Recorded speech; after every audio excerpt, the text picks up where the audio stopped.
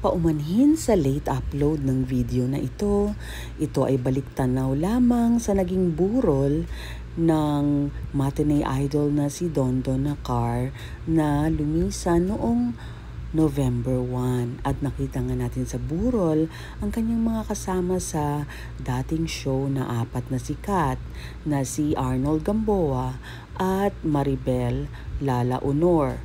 Wala si Winnie Santos dahil si Winnie ay nakabase na sa Amerika. At si Eddie Boy Villamayor naman ay pumanaw na rin. Nakita rin natin si Adrian Panganiban. JP, best memories mo kay Dondon? Best memories. Masaya kasi yung kasama pag nagpa-family lunch kami minsan. As in, pag umandar na yan, nakakatawa na yan, dire-diretso minsan. Kasi tawa na yan. Na siya. Oo. Nagkekengkoy na siya. Tsaka minsan nakakatawa yan pag kami dalawa lang magkasama. So kung ano-ano yung mapapansin niya sa mga tao-tao. So, ayun nga yung kinikwento ko one time. Nasa Green Hills kami. Tapos gusto niya kasi yung parang mga linya na mahaba. Nagtanong siya sa Muslim. May dumadaan ng Muslim na parang nakaganyan. Hoy! Saan mo nabili yan? Sabi ko, Nasyak yung mga... Hindi, tumingin lang sa kanya, tapos lumayo na. Sabi ba na, huwag ka aalis. Tinatanong ko nga eh. Meron siyang gano'n na nakakatawa na makulit. Minsan. So, pero very generous. Very, very... Yan, kung ano-ano yung bibigay sa'yo. Pictures na ginawa niya. Ano.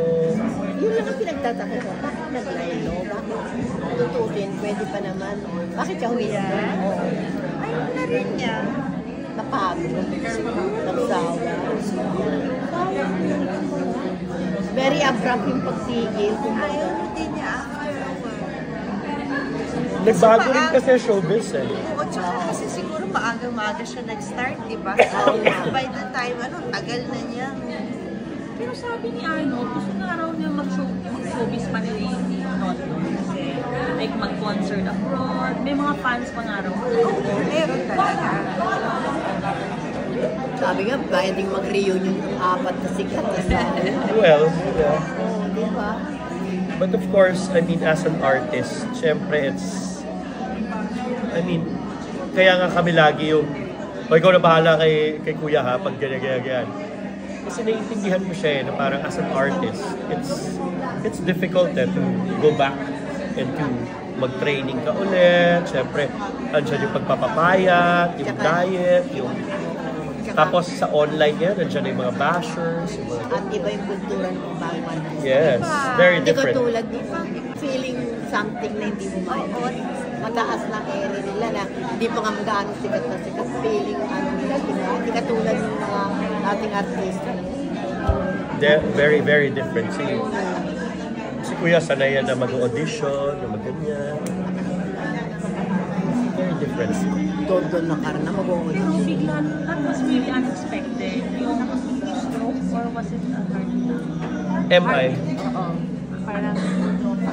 Para siyang cardiac arrest. So, para siyang heart nobody attack. expected it. Nobody. Okay, si Kuya kasi,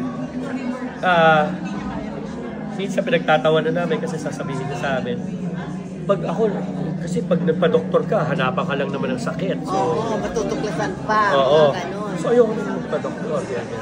Maraming ganyan. So, ang joke nga namin, at least, di ba? Hindi namin alam ano sakit niya. Hindi rin niya alam ano sakit niya, di ba? So, nagawa niya yung goal niya talaga. Maraming ganyan talaga ayaw. Malaman ang sakit. Ako, may doktor naman kami sa pamilya, so... Pero anong sabi ng misis? Wala daw siyang nararamdaman or anything. Kasi, Pika-pika niya yung interview. He looks okay naman, di ba? So, hindi alam eh. But he was really ready kasi he's pastor na siya and everything. Hindi naman He siya was ready to face the Lord. Meron siyang relationship with God, his faith. So, we believe na okay na siya kay Lord ngayon.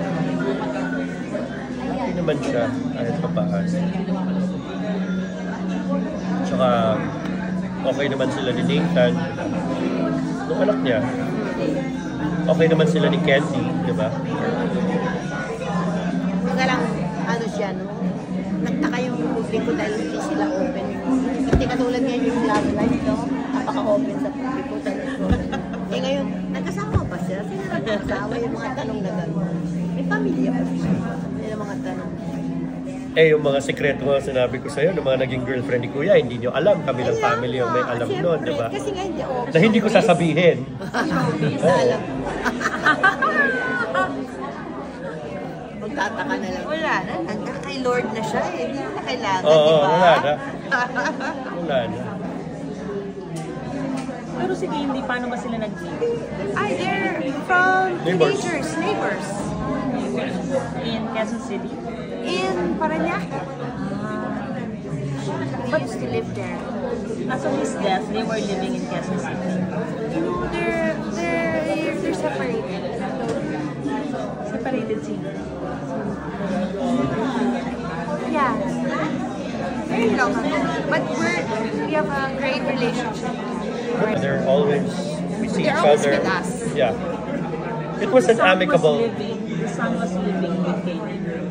Nathan was He's living with Jen. married. Yeah. But he's married now.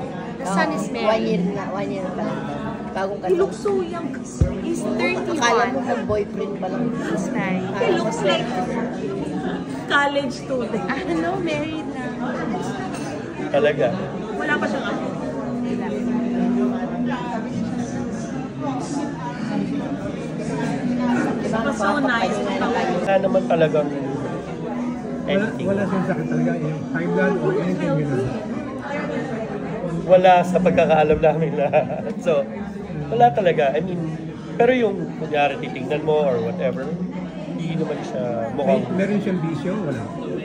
hindi naman siya mukhang yung may sakit, di ba? No smoke.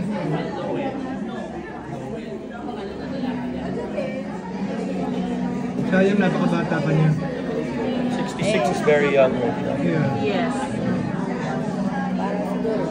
Pero, May tumatawag lang sa akin. Hindi siya nagparamdam. Walang sign na nagbili ng whatever. Nakinapan ng wala. So he was living in Parañaque? no, he's living in Mandaluyong, in his condo. Candy is living in Parañaque, the wife. Yung pagkamatay niya, bigla-bigla or nakompas siya na Hospital pa. So talagang he was alone. He's been living alone for some time now, but sees us every week. Okay. At least his connection to all of you. Oh yeah, I mean like, he's always there here sa New Manila, visits my father-in-law. There was nothing estranged or unusual about it. Mataon lang talaga siguro. Kaya nga, nalaman namin agad, di ba? Kasi, yun. Nagulat nga kami. Kasi there was no communication. So, pinapuntahan namin agad. Kasi all the while, ang akala ng iba, nasa abroad na siya nag-stay. small world ah. Pero before you met EY, of course, kilala mo si Don Nacar. I mean, We you never met. worked with him. We never met.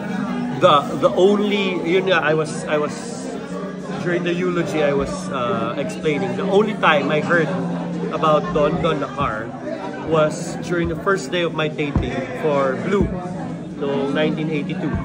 That was sa Broadcast City pa yun. Ronaldo Valdez was my father. Ito naalala ko kasi I don't know why, it's a core memory. Ronaldo Valdez was my father.